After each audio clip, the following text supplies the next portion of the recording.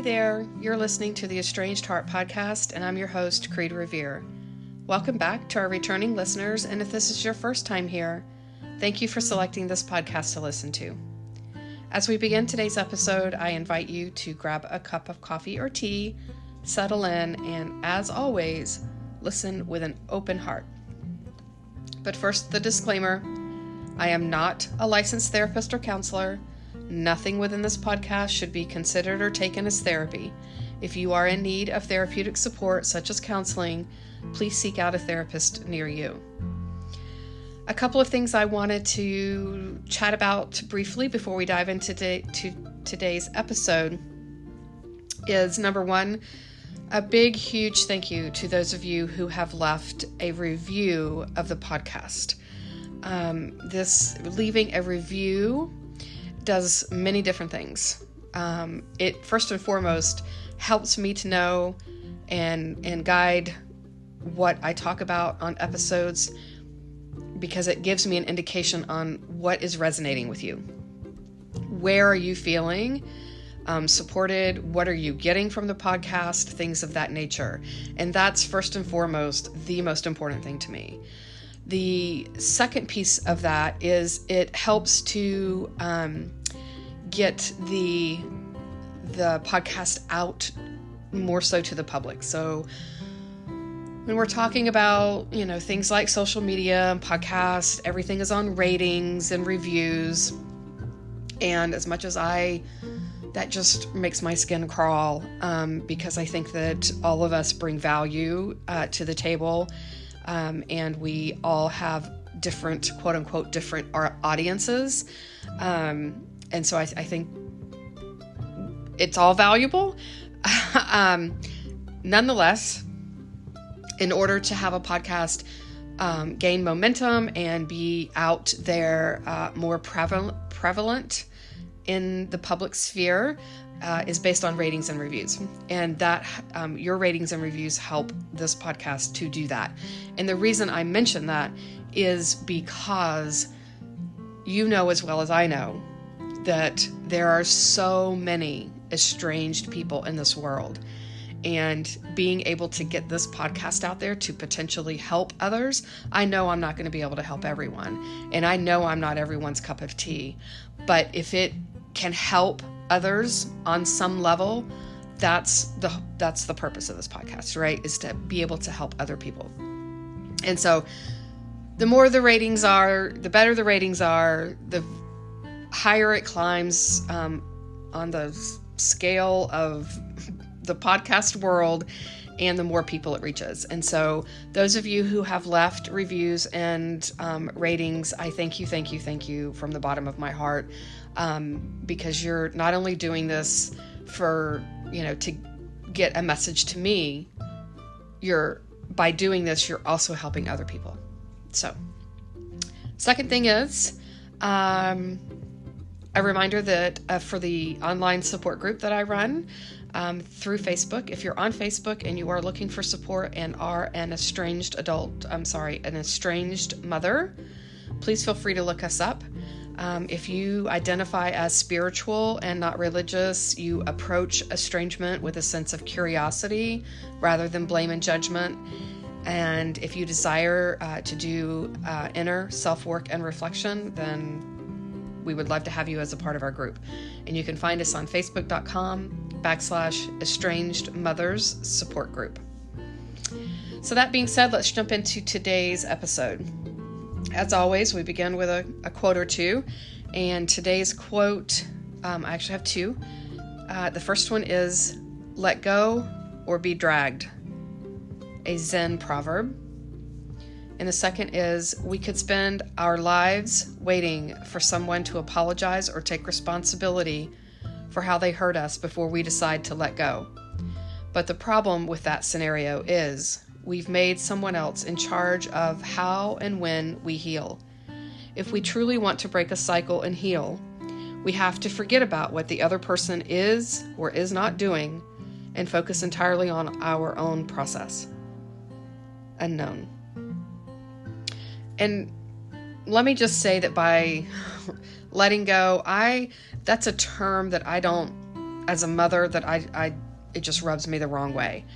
I prefer the term let it be as opposed to let it go. To me, let it go as a mom means I'm letting my kids go, and I don't have them in my life, and I don't care about them, and that's not what I resonate with at all. I do, however, resonate with let it be, by letting my children be, instead of forcing and trying to co-opt a particular thought, emotion, feeling, action from them, is to let it be. And so when I read that quote for the let go or be dragged, I kind of I read it as let it be or be dragged. So as we get into this today, today's episode is titled Apologies and Amends Letters. Are they really necessary?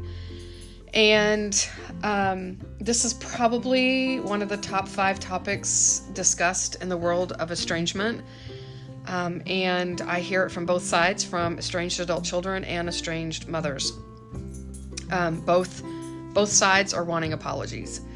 And I know I was there at one point in time. I just could not imagine moving forward and having a relationship with my adult children, my adult daughters, without an apology from them.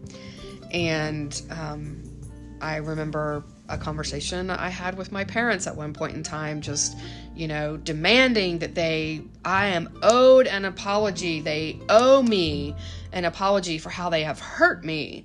And how dare they do this? And then how dare they not apologize for having hurt me?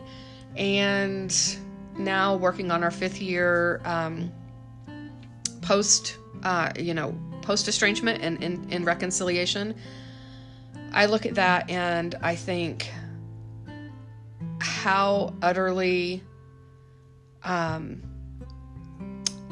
it just unhealthy that was, and how much it kept me trapped. It didn't keep them trapped. They weren't concerned with that at all. I was the one who was an emotional mess and making demands and not getting on with my life because I hadn't received this apology, and swirling in this emotional, this distressed emotional soup because I wasn't getting an apology. Didn't affect them at all. It was affecting me. And so, again, I can see that now, being on the other side of things, and I know that, there will be people to say, well, you're of course you don't see it now, you think there's no need for it now because you're reconciled with your children. But that's not true. The reason I don't today need an apology from my children or want an apology from my children is very different than even 3 years ago, where I thought that I would like to have an apology. Yeah, I'm in a completely different place, and that's because I've done so much inner work on myself that I no longer need it. It's no longer a need for me. And I can still have healthy, loving relationships with my daughters without having that apology from them, without having received an apology from them. So, I wrote on Instagram many, many months ago something that I wanted to share with you today, and it was on the subject of the apology, and regarding that quote that I read earlier about letting go, right? And what I wrote was, the moment I decided to focus on healing my heartbreak from the estrangement is the moment the game changed. It's the moment when I took back control of my life, and in the end, reconciled with my adult children. It was one of the hardest things to do, letting go of my desire, need for an apology, or insisting that my adult children take responsibility for the estrangement. It was uncomfortable, challenged all of my perceptions and beliefs, and brought up all sorts of memories and emotions that left me wanting to quit the process most every single day. But I stayed the course, leaned into the pain, the pain from what I was not getting from my children, contact, apologies, etc. And I got curious about what the roots of the issues were. Took a long, hard look at what I thought my adult children were upset about and set out to course correct. And I do that 1,000 times over if it brought me and my adult children back together again. The definition, let's talk about apologies first. The definition of an apology is something that you say or write in order to tell someone that you're sorry that you have hurt them or caused trouble for them. Okay? Our adult children are asking for an apology for the hurts they received through our action or inaction when they were children.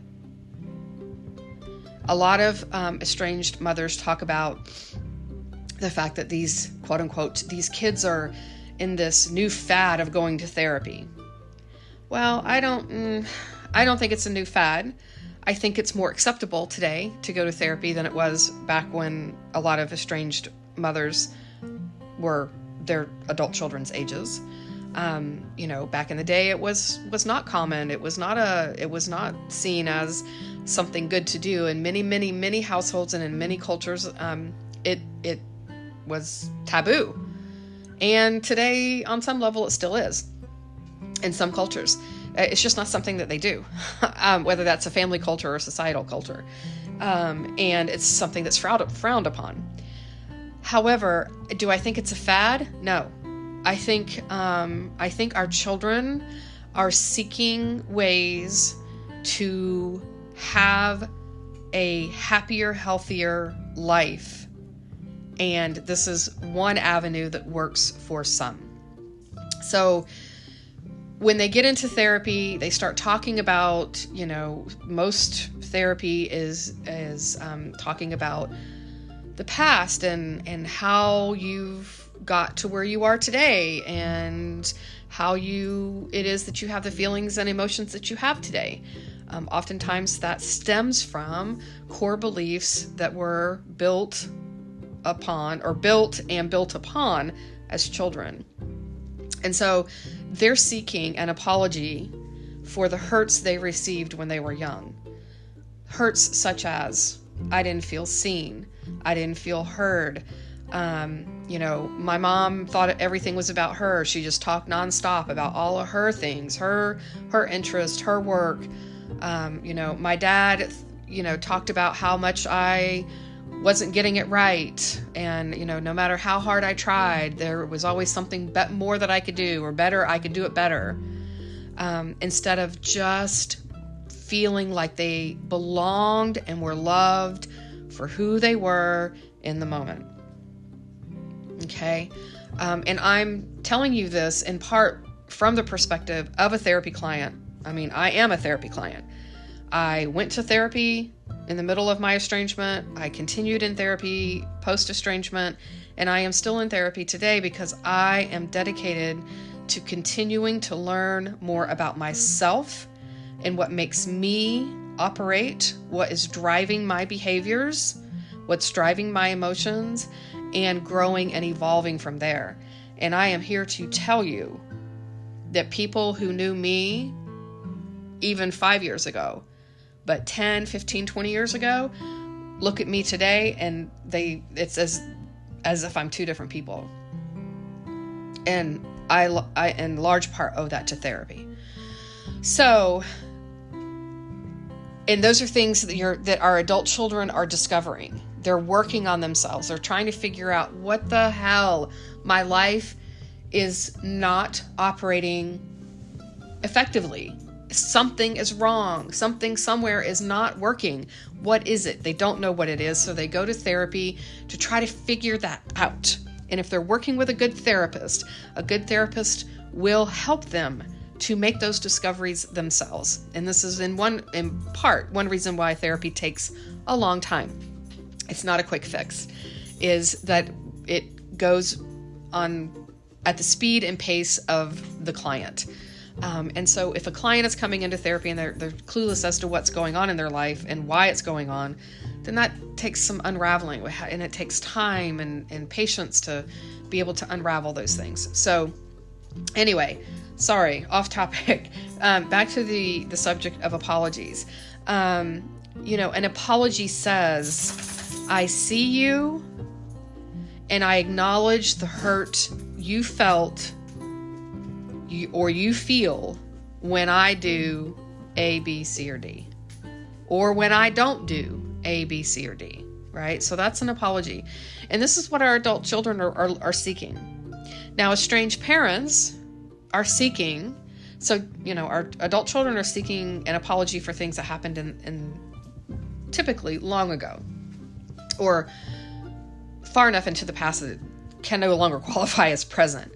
And our estranged parents are seeking an apology for the estrangement, for what's happening in their life right now, for having hurt them via an estrangement. So while they're both seeking the same thing, it's for very different reasons. Very, very, very different reasons. So, and one of the things that I just want to kind of go over real quick with you is, I want you, if you're an estranged parent, I want you to think about the word demand. Okay? How do you feel when anyone, a spouse, a friend, a boss, a neighbor, anyone, demands something from you? Do you get that warm, fuzzy feeling? Do you think, oh, absolutely, I absolutely want to do that for you? Or are you thinking, no, I don't think so. No one is going to tell me and demand that I do anything. Because I'm willing to bet you're probably in that second group, right? I know I am. If anyone demands something of me, I am more than likely going to push back. And they're not going to get anything, let alone what they want. So by demanding that our adult children apologize before we can even entertain reconciliation, in my opinion, you're fighting a losing battle. You're not going to win. Most people do not react well to having a demand placed upon them. So just want to say that. I also want to ask, in demanding an apology, do you feel that it will lead to an authentic apology? So let's just say someone, an estranged adult child, you place this demand upon them to apologize to you, and they do, because you've demanded that. Do you think that that's an authentic apology? Or do you think that perhaps maybe they're apologizing out of fear? Out of fear of, if I don't apologize, then I won't be in the will. If I don't apologize, then mom and dad aren't going to help me with my college fund. If I don't apologize, you see where I'm going with this? And I don't know about you, but if I'm going to receive an apology from someone and it actually means something to me, I want it to be an authentic apology. And something authentic does not generally come out of a demand. So, just food for thought. I now want to talk about amends letters. I actually received an email or contact from an estranged mom who has sent off an amends letter to her estranged adult child and actually received back a willingness to open the conversation from her child. And she thanked me for, my suggestions, my parts in talking about the amends letters, what really needs to go into an amends letter, how to craft one, what can make one work and one not work, necessarily. So, and she followed,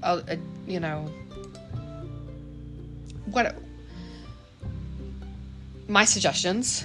And my suggestions, I want to just say, come from, I learned a lot through Dr. Joshua Coleman and his take on amends letters. And I know that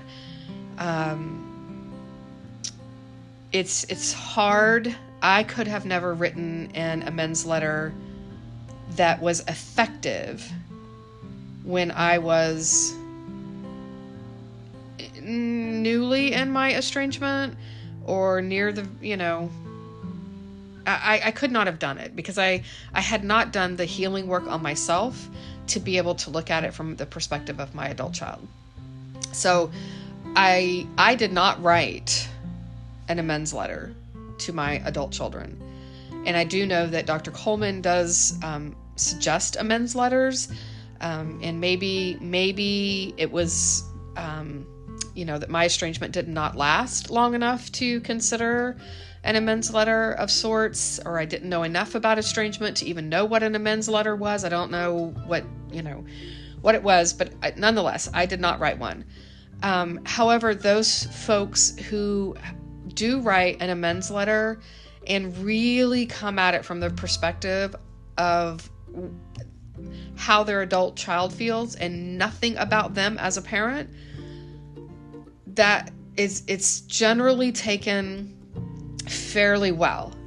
The ones that I see where they write an amends letter and it's not received well, there's generally something within the letter that is about the parent, and the adult child just doesn't want to hear it. They just don't. So I wanted to go over, there's an art to writing an amends letter, right? And Dr. Coleman makes the suggestion of writing one amends letter. And if there's no response from that amends letter that is received, within 6 weeks or so, he suggests sending a follow-up letter or an email or a text around the 6-week mark or so. And then if there's still no response from that, he suggests not making another attempt for contact for at least a year.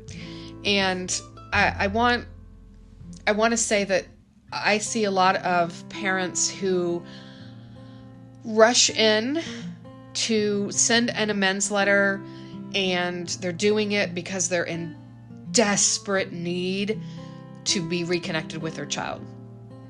And that energy goes into the letter, and that is what the adult child feels when they're reading that letter. There's an energy transference that happens, and the kids can sense when it's a letter that is authentic and meaningful and filled with patience, and then one that is filled with desperation. They can absolutely sense that. And so I'm going to go through, and I just want to read some of these letters that Dr. Coleman talks about, and then he also lists the reason why it's problematic for the sample letters that are an incorrect way of writing an amends letter. So the first one is basically these statements, right? When you're putting these statements in the amends letter, the statement of, "I'm sorry that you think I wasn't a good mother." The problem is saying that you think I wasn't a good mother sounds defensive. Isn't that what I just was talking about? Defensive and desperation. We all let our children down in one way or another. It's better to say, I am sorry for the ways that I wasn't a good mother. Or, I'm sorry for the pain that I have caused you. Can you hear the difference between those? The first one says that you think I wasn't a good mother. To me, if I were an adult child, and let's remember, I have been an estranged adult child. If I received that from my mother, I would be livid. I would be like, the very first thing I would say is, oh, so you think I think you weren't a good mother? Automatic walls go up. Not talking about this. Not discussing this anymore. As opposed to, I'm sorry for the ways that I wasn't a good mother. It's a fact. It's a statement. And to your child, if that is a complaint that your estranged adult child has had, was that you were not a good mother to them, that is their belief. And no amount of defending and pointing the finger at them because they were, well, I wasn't a good mother because you weren't a good child, or I wasn't a good mother because you were a difficult child, or I wasn't a good mother because your dad was a piece of shit, or whatever the case may be. They're looking at that as an excuse. Instead of just saying to them, I am sorry I wasn't a good mother. Or, I am sorry for the pain that I have caused you. Because your kid is saying, I have pain because I believe you were not a good mother to me. So if you can't say, I'm sorry I wasn't a good mother,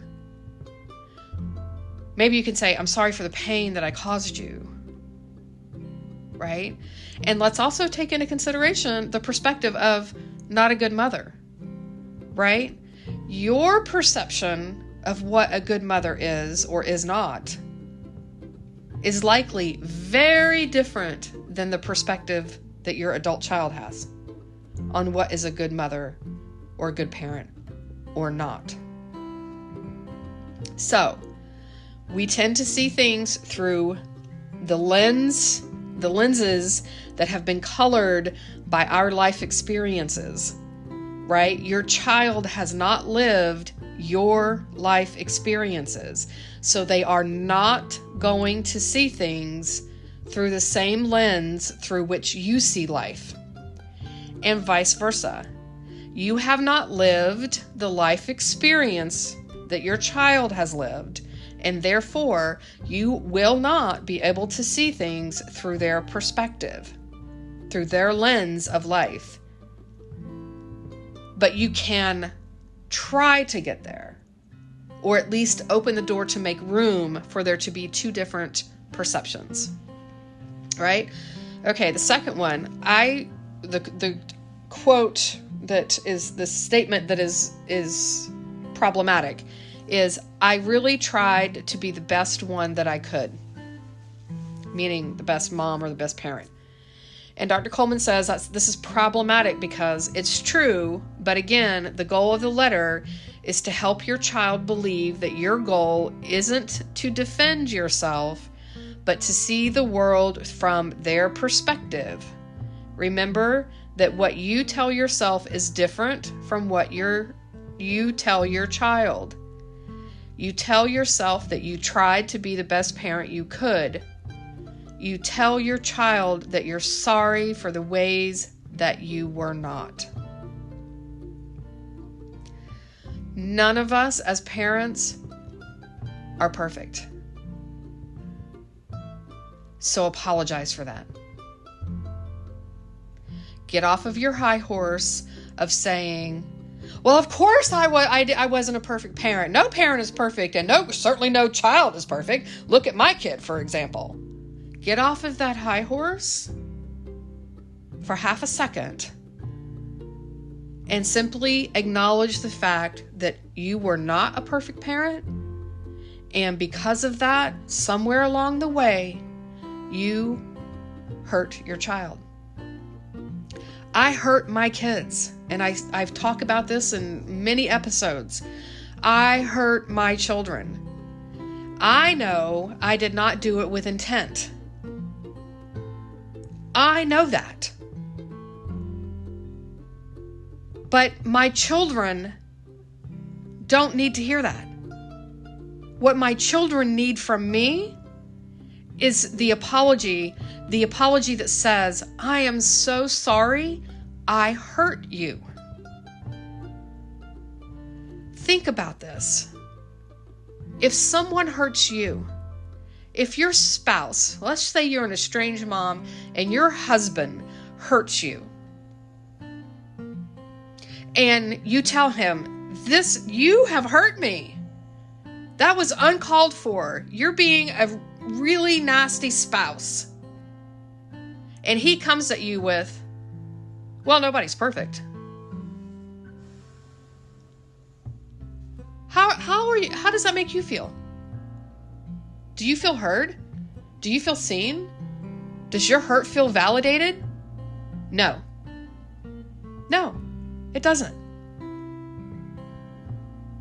Now, if you said all of those things to him and he came at you and said, I am so sorry I hurt you. Does that feel different? It sounds different when I say it, and it even feels different to me as I say it. When you get into this, I wasn't a bad mom, you're getting into what I call a pissing contest that you're never going to win. You're getting into this pissing contest with your adult child. And if you want to hang on to that, and you want to feel right, and you want to feel like you don't have anything to apologize for, and they are not deserving of an apology from you, then hang on to it. But you will also hang on to your estrangement. If your goal is to reconcile, you must come to a place. And again, I could not get there. I would have not been there today had it not been for therapy. Therapy was the key for me. And my curiosity and my willingness to dive into my own shit. I could not do it on my own. So, again, when you think about these things for your child, I'm asking you to say, okay, what if this was not about me and my child, but what if this was about me and my spouse, or me and my neighbor, or me and my parent? Right? Or what if it was me and a friend? Or me and a coworker? Right? There's heavy energy charges when it comes to, a parent-child relationship. And there's a lot of charges, a lot of buttons to be pushed. And so if we can kind of step back from that and put it in context of a relationship that's not so highly charged, sometimes we can come to those answers on our own. So that's one possibility. So the next example of a statement within an amends letter is, quote, I always felt like I did a pretty good job. And that, according to Dr. Coleman, is problematic because for the purpose of the letter, this isn't relevant. The goal of the letter isn't self-expression per se. It's to communicate a willingness and desire to see things from your child's perspective.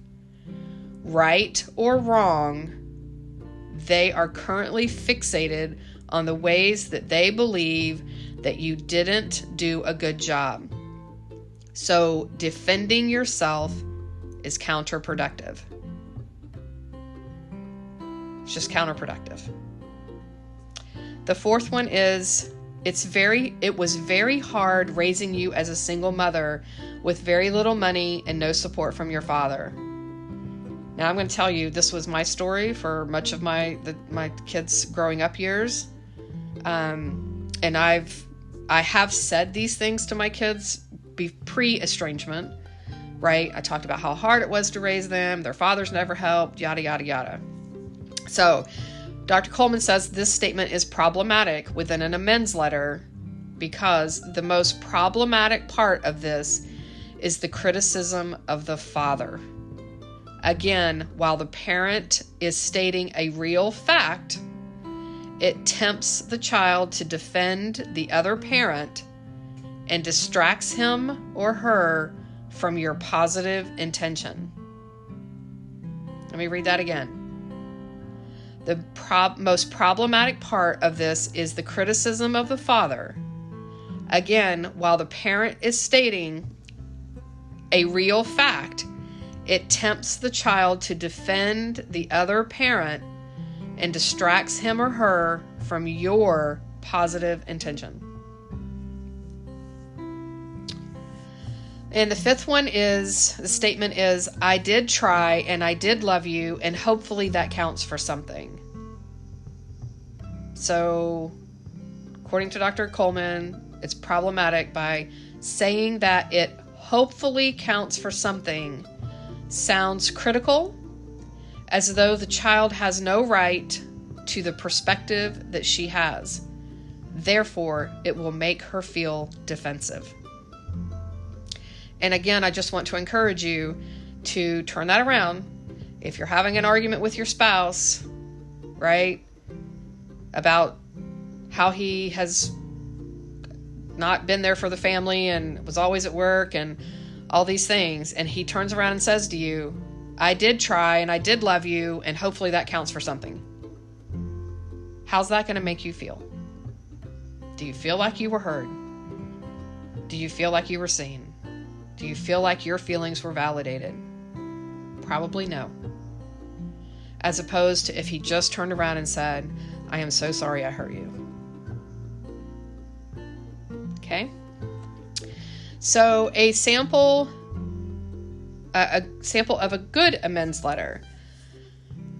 Example is, Dear Monica, I'm so sorry for the ways that I let you down as a parent. I know that I was harsh in many ways and that was hurtful to you. I could understand why that might make it harder to spend time with me. It is true that I was preoccupied in many ways when you were young, and that it prevented me from being as involved with you as would have been good for you. I'm glad that you let me know how you feel about that, and I hope that there are ways that I can make it up to you in the future. What's right about this letter? The statement, I'm so sorry for the ways that I let you down as a parent. It's a strength because the mother does not try to sugarcoat it. Instead, she goes straight to the heart of the complaint.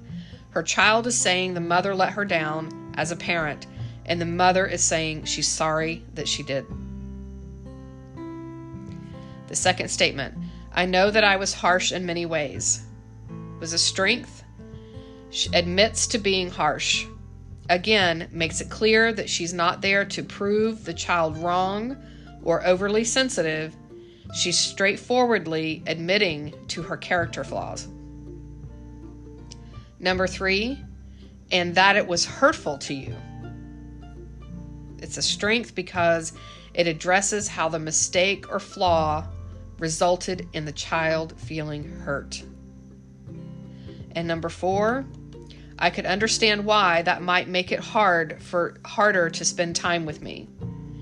A strength, it emphasizes the child's decision to be distant.